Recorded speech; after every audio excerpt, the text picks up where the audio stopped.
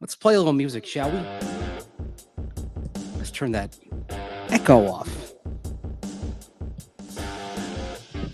We got the reverb on the music. We don't have the echo. We don't want to have the echo of me talking and messing this up. Orange and blue today on a Saturday, one day before the Broncos wrap up their preseason against the Arizona Cardinals. I don't know if you were watching any preseason football today. I had my eyes on a little bit of it. Yes, I'll admit, I had my eyes on Russell Wilson and the Steelers. Wilson, one drive, one touchdown, and then done. And Mike Tomlin not naming a starter, but all signs pointing to Russell Wilson being the starting quarterback, which means he'll be on the field in week 2. But that's not what we're concerned about here all that much. Andrew Mason getting it started with you on a Saturday afternoon. No, what we're concerned with as we continue to hear the canned rock music, letting it breathe a little bit today. With Cecil Lammey on assignment, you'll hear from him post-game after Sunday's game with the Cardinals. But it's where the Broncos stand. Where do things stand in terms of the 53-player roster? They have to be down to 53 by Tuesday.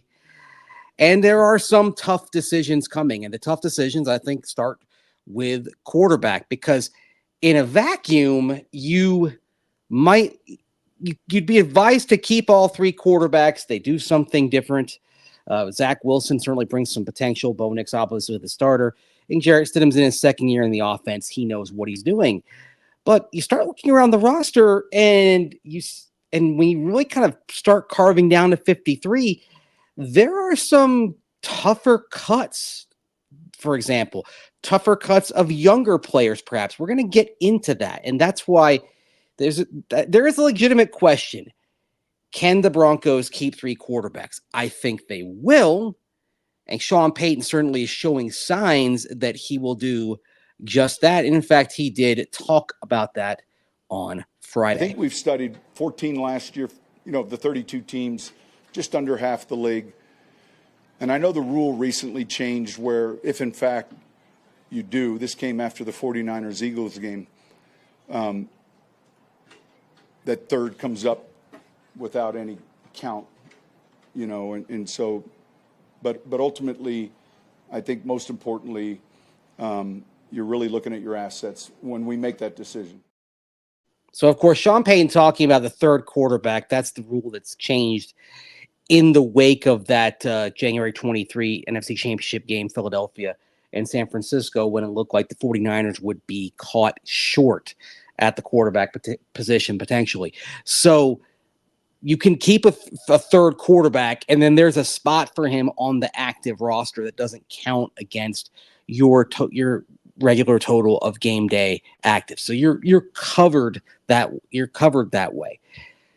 But man, I mean, you start looking at some cuts. I mean, like I said, I'll bring up Keidron Smith, for example. The safety is doing really well. And as we get into the roster, and I'm going to go through the roster position by position here over the next several minutes, is there room for Keidron Smith, especially when you have someone like J.L. Skinner, who they did like last year? It's been up and down for him in camp. He's clearly behind Devin Key in terms of the safeties. And, of course, those are the 2 behind P.J. Locke and Brandon Jones.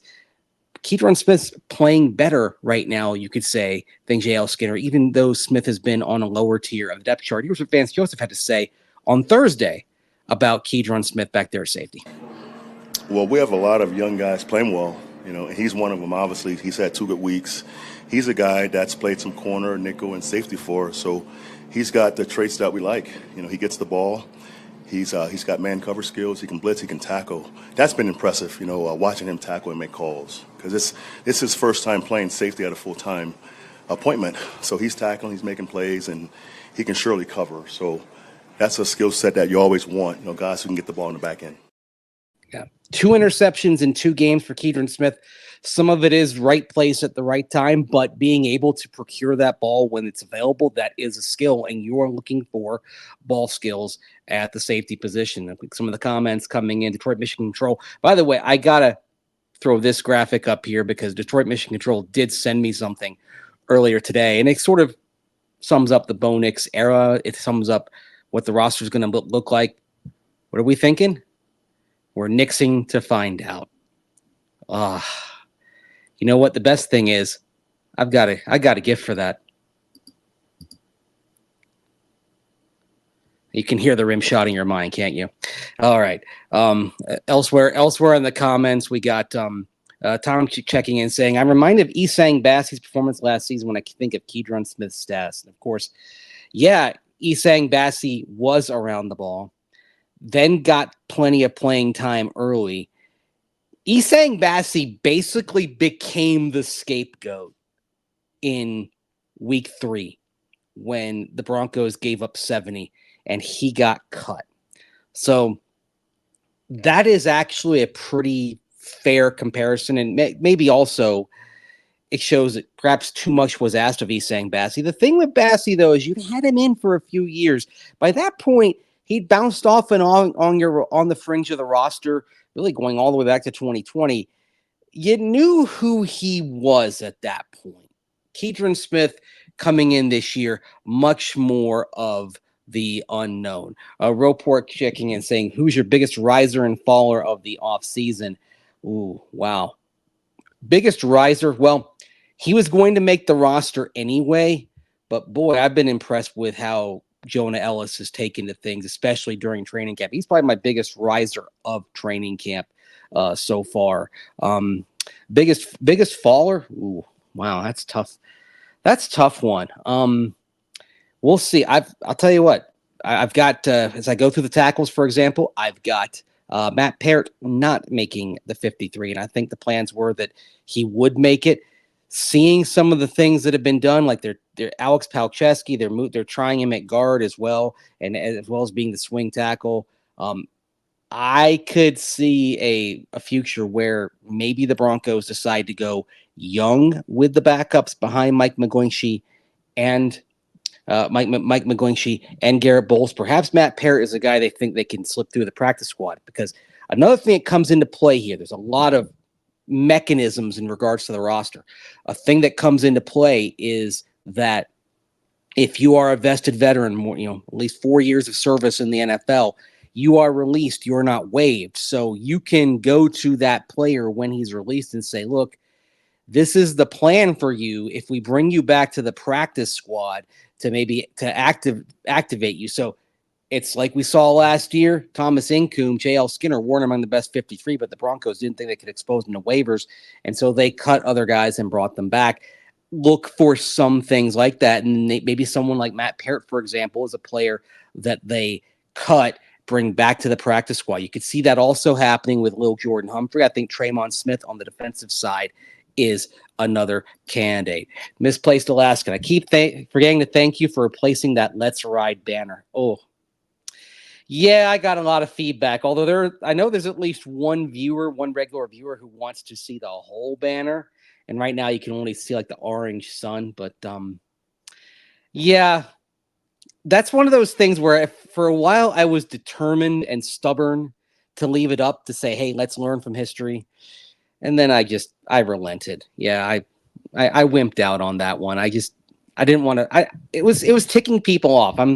Occasionally I tick people off, but I'm not actively trying to tick people off. Although I probably ticked off a few people in Buff Nation over the last 24 hours with my comments on a certain football coach and his dealings with the media. But we're not here to talk about that. We're here to talk about the Denver Broncos, and we're here to go through the 53-player roster. So let's get started with the quarterback position.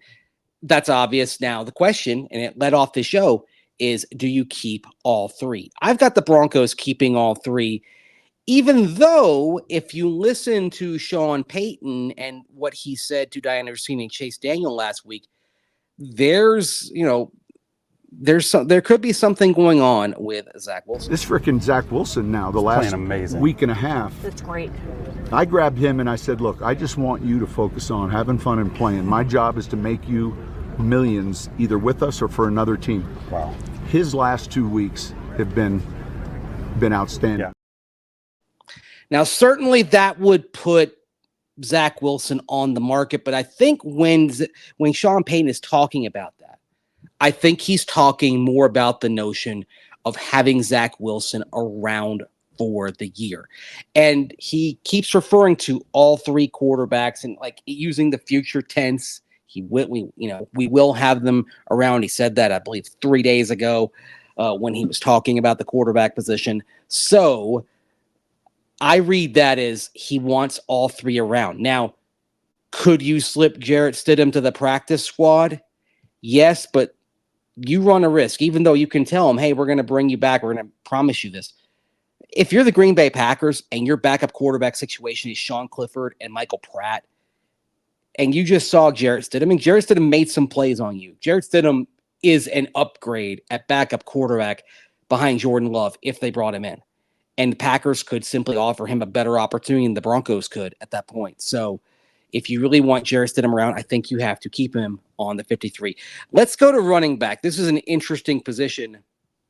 It won't surprise you that I don't have Samaje Perine on the 53. And Samaje Perine, we could be talking about on Sunday as being that guy who is showcased for a potential trade. In fact, he's one of the players that I identify as potential trade bait. The others being Zach Wilson, Jarrett Stidham. I think to a much lesser degree if you get an offer that knocked your socks off. And Brandon Johnson, an experienced receiver, I think the Broncos may try to dangle him out there, but at the same time, the thing with Brandon Johnson is every team's got wide receivers that they like, right? That's the thing. There's no shortage of wide receivers. So I don't think Brandon Johnson ends up in the mix. We've discussed Blake Watson a little bit. I don't think he's shown enough, and I think maybe the Broncos try to hide him on Sunday. If they have him out there on Sunday, it'll be fascinating to see what call they make, because if he goes out there and plays well, Blake Watson is a player that a lot of teams had draftable grades on, including the Broncos. If Audric Estime had fallen off the board before they picked in round 5, Blake Watson may well have been the pick right then and there to tell you kind of where he stacked up in terms of draft prospects this year. Got the Broncos keeping a fullback. That's Michael Burton. I think he's a security blanket, and we know Sean Payton likes his fullbacks. On to the offensive line, and it's pretty interesting here. I've got them going with 8. No surprise, the first 5: Garrett Bolles, Mike McGlinchey, Quinn Miners, Ben Powers, Luke Wattenberg. Alex Palczewski, he's kind of they're hoping to make him that Quinn Bailey super sub that can handle all 4 spots. Calvin Throckmorton, that's a call I made based on what I saw last week. I liked what he did, particularly when you got out there and had him pulling out on some screenplays. He looked pretty good filling in for Ben Powers. And then Powers, of course, if you're concerned about the injury going forward into the short term of the regular season, you definitely want to have an experienced interior presence around. And then Alex Forsyth, and this is more, I think, Sam Mustipher, they could potentially slip through the practice squad. I think there's less of a chance on a young guy like Alex Forsyth slipping through. So those are the 8 that I've got there on the offensive line, with your depth coming from the practice squad. Could be a Matt Parrott slipping in the practice squad. Could be Sam Mustipher slipping in the practice squad. You might see DeMontre Jacobs, Will Sherman, although Sherman may kind of be in a little bit even on the outs practice squad wise. And also Frank Crum. And Frank Crum, the Broncos, kind of like Blake Watson, a priority undrafted signee earlier this year. But like Blake Watson, I think they'll try to find a way to keep Frank Crum around. Crum's clearly not in the best 53, and I don't think he's done enough to where he's going to be poached. Probably much less of a threat of him being poached than Blake Watson if he's out there, but I think you'll see Crum on the practice squad. Let's see. Detroit Mission Control talking about Devon Vele in the comments, biggest riser. Okay, yeah, that's probably a good choice for the biggest riser. And I would say he's going to be on the roster. In fact, let's get to the wide receiver position real fast. I've got 6. Courtland Sutton, Tim Patrick, Josh Reynolds, Marvin Mims Jr., Troy Franklin, Devon Vele. I don't see the Broncos trading any of the top 4 at this point. Mims, even though he's struggled on the offensive side, Mims brings too much in the return game. And as Ben Katwika pointed out, he's involved with the back end of the roster. And as he says, special teams really do matter. So, to the question as far as those final roster spots, we have a vote. And so when I say we, as Coach Westhoff and Coach Banjo and myself, in regard to the impact that that player makes on special teams. The cool thing about Coach Payton is there is an emphasis in that phase of the game, and so it's just not, lip service. I mean, it's backed up by action, and so I would share with you that the value in the special teams phase of the game can move, and it's not only the roster, you're 53, but you're also talking practice squad. I mean, now the way the rules are, that's really an extension of your roster with the elevations that you can make. Yeah, and I think the practice squad, that's where a name who's not on this list comes into play.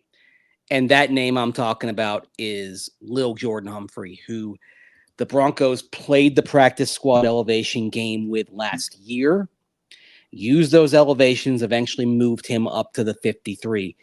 I think there's a very good chance if you cut Lil Jordan Humphrey, he passes through. I mean, he'd be a release, not a waiver claim. So you tell him, hey, we're going to use you on teams. We're going to use you with the elevations and eventually get you back on the 53. I think he's in a comfortable situation. Sean Payton trusts him. I think he's incredibly valued by Ben Katwika, Mike Westhoff, and Chris Bangio on the special team side. So you didn't see Lil Jordan Humphrey on that wide receiver list, but I think you're going to see him on the Broncos over the course of the entire year. Tight ends, I've had 4 pegged for this team pretty much all the way through. Haven't seen anything to change that. Nate Adkins, they like his versatility an awful lot. Lucas Kroll hasn't been consistent, but there's the dynamic moments with him. And the other thing is Greg Dulcich, he stayed healthy, knock on wood or whatever surface you can find. But at the same time, do you really want to have him as the only viable pass-catching downfield threat in that room?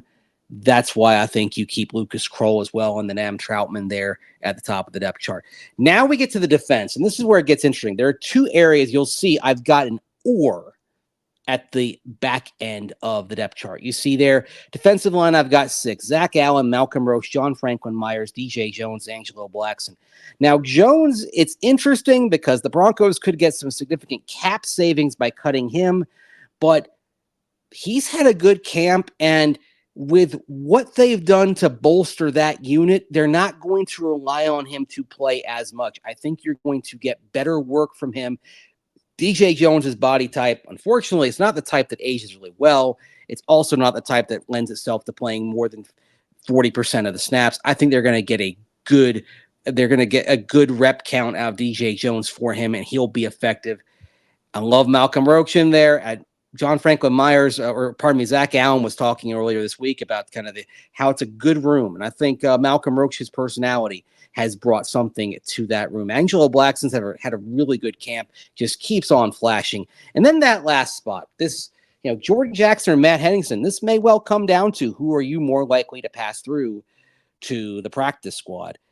And while Henningsen has not had the flashes that he had in previous preseasons, at least not yet. There's time for him to change that on Sunday. That type of player, that plugger, that guy who can play all 3 spots on the line, he's a quick learner.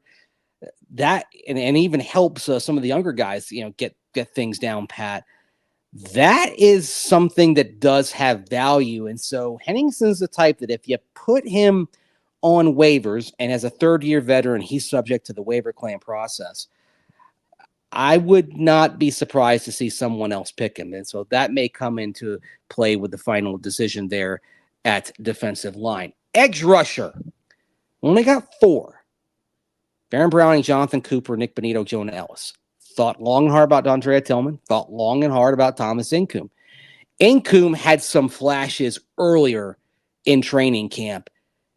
That first week and a half with the pads, he was dominating. Every day, Thomas Incoom was making a play. It's tailed off, and certainly he hasn't had the same kind of flashes in preseason games. So maybe that throttles him back to where you could pass him through the practice squad. Jonah Ellis really coming on. He looks like if they had to start him, he could do very well in there. So that's been a promising sign for the Broncos on the edge. They rolled the dice on Jonah Ellis in round 3, basically saying, okay, he had that great 4-game stretch for Utah last year before he got injured. Can he channel that? Is that something that reflects what Jonah Ellis can be as a pro? The reason why he dropped is because that was really it for him. Plus, he had the injury. So there are reasons why he lasted around 3. But if you went by the best sustained performance that he had last year, that he'd never had before, and thought, okay, if we can replicate that, this is a player. That's the kind of dice roll you take on the edge in round 3, and I think so far it's working out. At defensive line, Sam asked about Wazirike. Thought about him as well. I think it's more practice squad for him.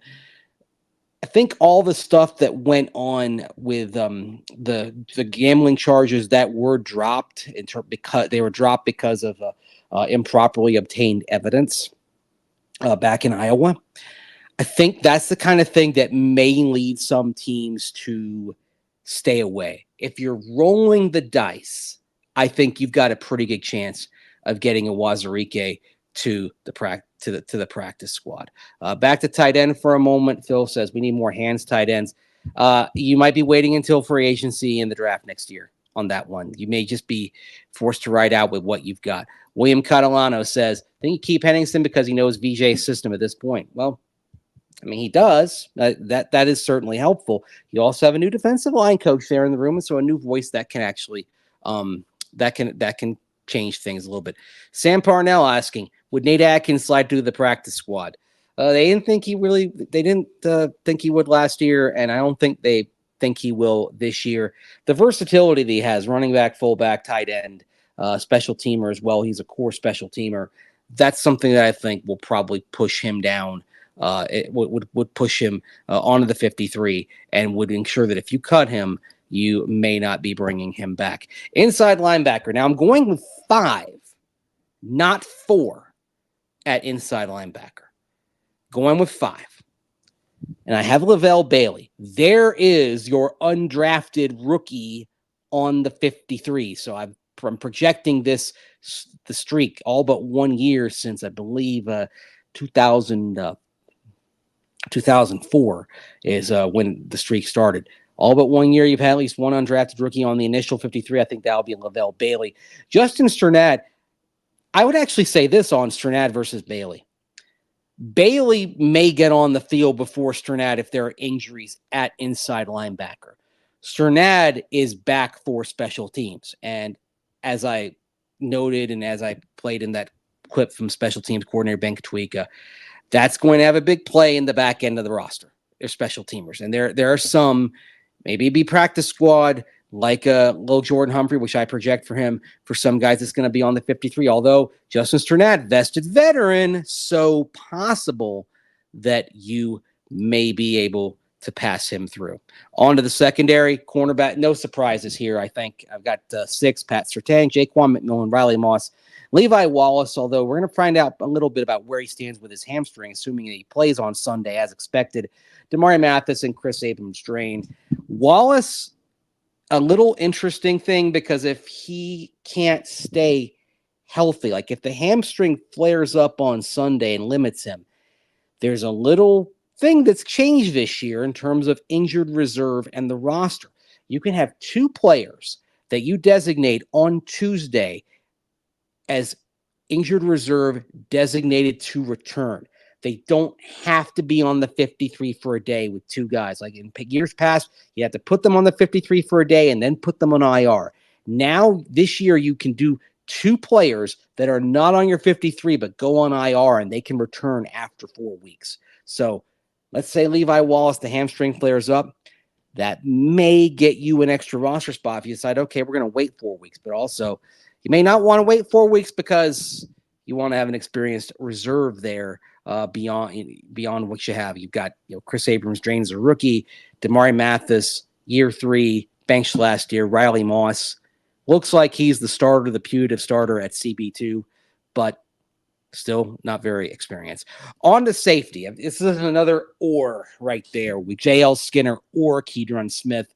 I'm sure PJ Locke, Brandon Jones, Devin Key, no surprises there for the top 3.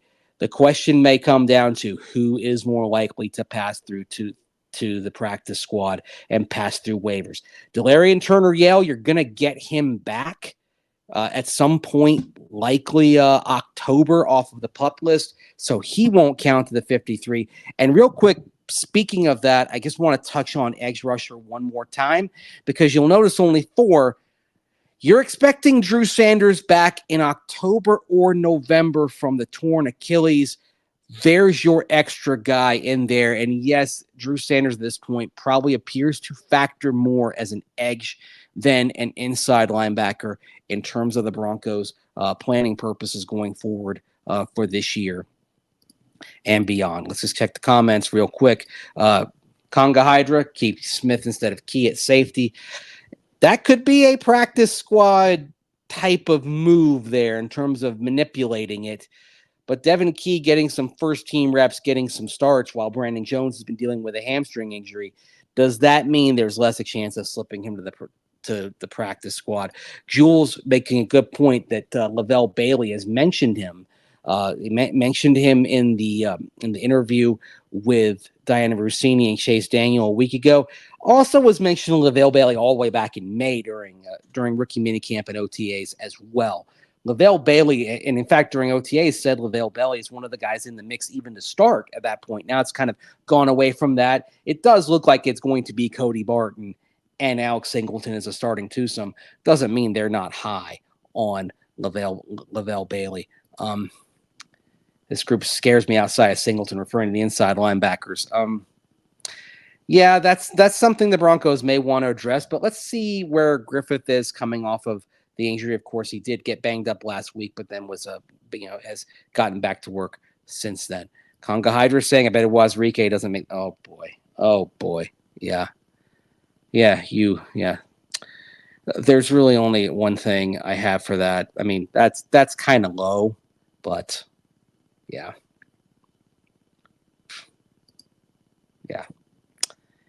You earned that one. You really did. Oh, man. We're going to have to let that one go, I guess. Yep. Indeed. But good afternoon, Michael. Appreciate you and everyone writing with me. Jody with an interesting question. Do you anticipate us picking someone off another team? Yeah, that's why I'm projecting the Tuesday 53. It may look different by Wednesday. I think safety's in play. I think backup offensive tackle is in play.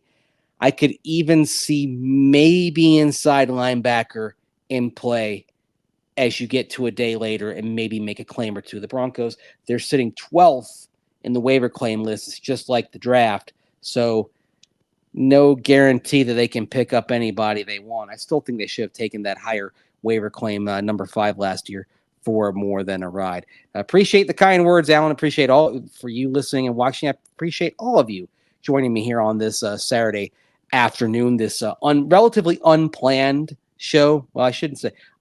I've been planning it. I just didn't know when today I was going to do it. That's why I didn't say, we're doing it at 3. We're doing it at 4. I didn't know. I was working on graphics. I had to go write a little Russell Wilson story because, let's face it, people click on Russell Wilson stories. I mean, yeah, clickbait, whatever. I get it. People click on it. I wrote a bunch of stories last weekend, a couple from the game, a couple on Todd Helton, being honored by the Rockies as he goes in the Baseball Hall of Fame. Peyton Manning giving a great speech honoring Todd Helton at Coors Field.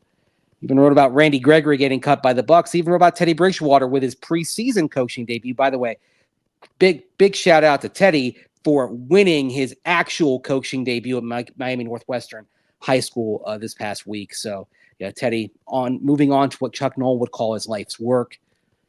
Looks like he's going to do very well, giving back to the community that raised him. He's a Miami Northwestern alum.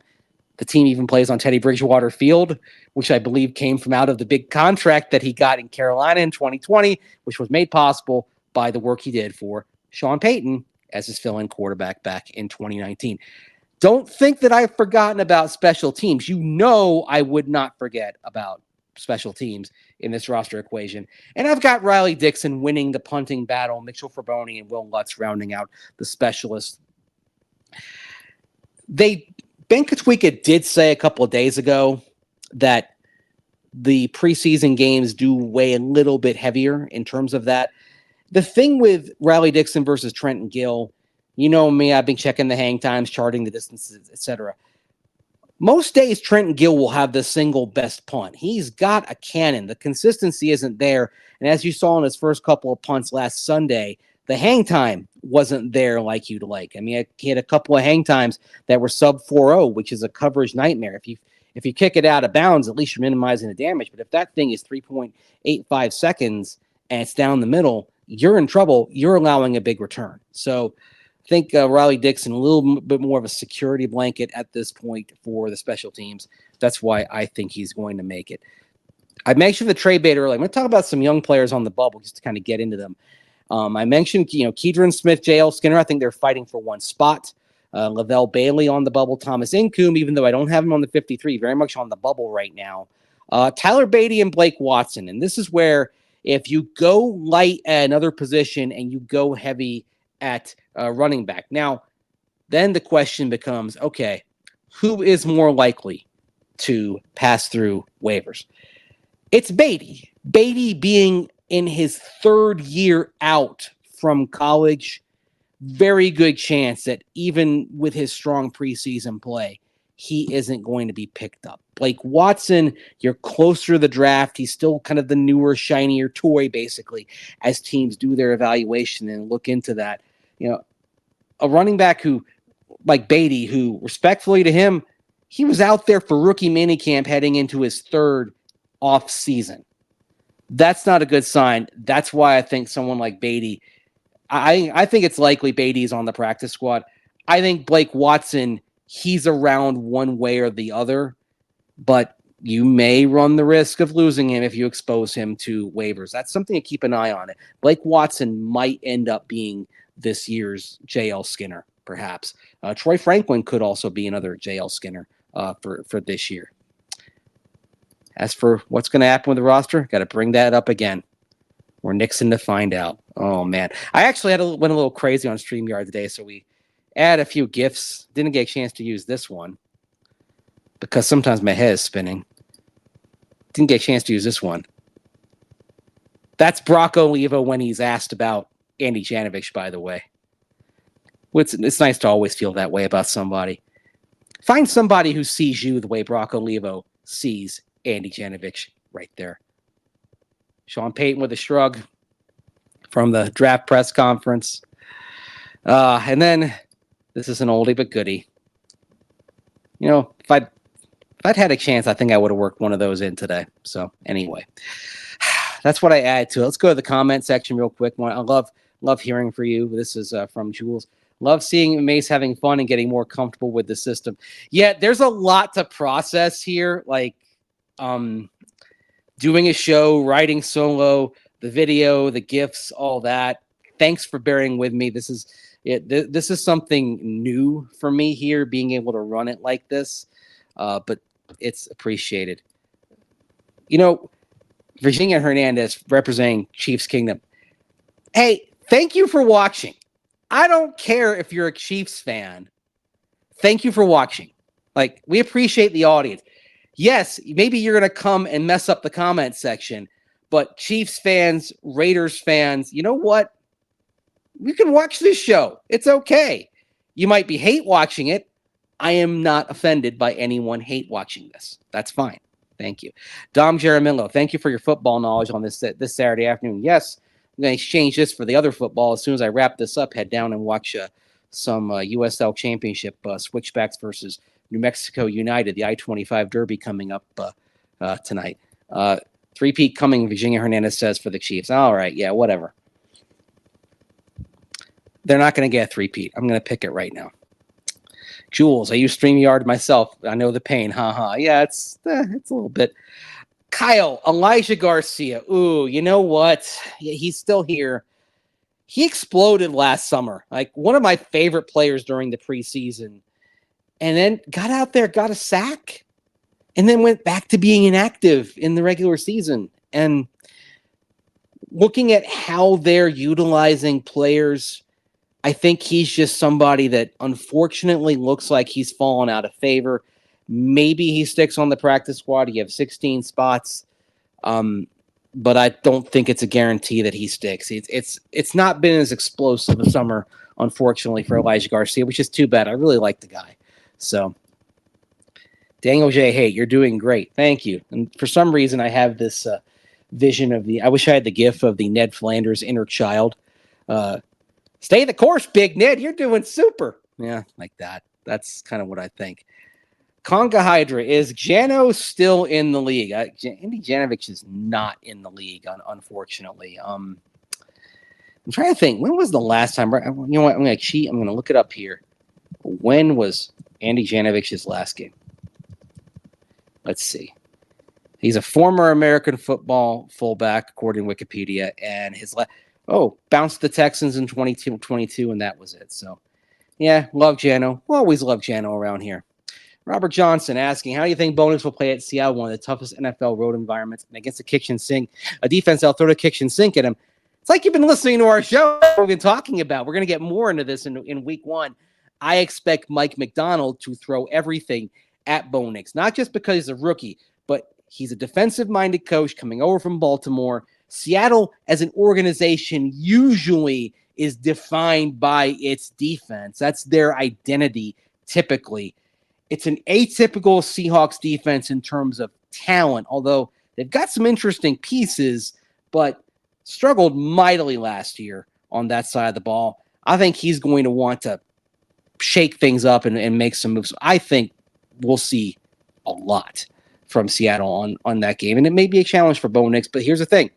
If they blitz, you know what? If you blitz, you just got to find the open man. Blitz means somebody is open. Coverage is being sacrificed when you blitz. Bo Nix has got to get comfortable with that and understand that. They're going to try to confuse him. Hopefully he'll handle it well. Jermaine Torrance, I think Skinner is safe, just the way Sean was talking about his progress. Yeah, I've asked Sean about Skinner's progress a couple of times over the last few months. I'm kind of, Skinner, he's a guy I root for. Last year was kind of rough for him at times. He had the support of teammates. Like one of the guys who really had his back in the meeting room was Justin Simmons, but that's just the kind of guy Justin is. Like, that's the thing. But Roport, third quarterback, sacrifices one of these young players. Yeah, and I've seen the argument that this team being young, looking ahead to the future, maybe that's a reason to go light at quarterback, rather than keeping three. Again, what's more valuable to you, Zach Wilson / Jarrett Stidham or Keidron Smith? Might even come to that. Alan Anderson, I wish we'd have picked up Matt Ariza. Yeah, all the charges were cleared. He had that civil case against him, and that was I believe not just settled but dropped outright. And when that happened, the Chiefs pounced. They let Tommy Townsend walk. Matt Ariza, who earned the nickname Punt God at San Diego State, had some of those punts that went viral. You may have even seen them on my feeds. He's going to be with Kansas City, and you know what? Dude's got field flipping ability. Practice squad slots, Tim asked about them. 16. Practice squad predictions, Sam Parnell. I'm going to say Blake Watson. I'm going to say Frank Crum. I'm going to say Thomas Yasmin. Now, the thing about Yasmin, if he passes through waivers, he's a 17th, so because he's an international player. So ordinarily, practice squad is 16. With Yasmin, it would be 17, having that dispensation over the course of the year. So keeping three quarterbacks not a smart move, in my opinion, says DH3. Yeah, I get that. Michael, does the safety position concern you? Yeah, it does. The depth concerns me. PJ Locke becoming a full-time starter for the first time. I'm not really worried about him. I want to see Brandon Jones, though. We haven't seen him with the hamstring injury, and this is a prove it year for Brandon Jones. He was basically going back and forth between rotational role and the starting lineup last year in Miami. So, yeah, he's not a sure thing right now. Playoffs, don't talk about playoffs. Well, that's from the can. I'll get that comment in there. Hey, show. Yeah, my technical difficulties here. Rule number 1, make other teams plan for you. Okay, yep. Rule number 2, be adaptable. That's one of the geniuses of New England under Bill Belichick. You'd see a running back get 20 touches one week, 2 touches the next day, adapted to the matchups. You're hoping that. Jules, or the roster bubble guys, who could be traded, have a small market. I think Samaje Perine may have a 6th or 7th round market, more likely a 7th round market.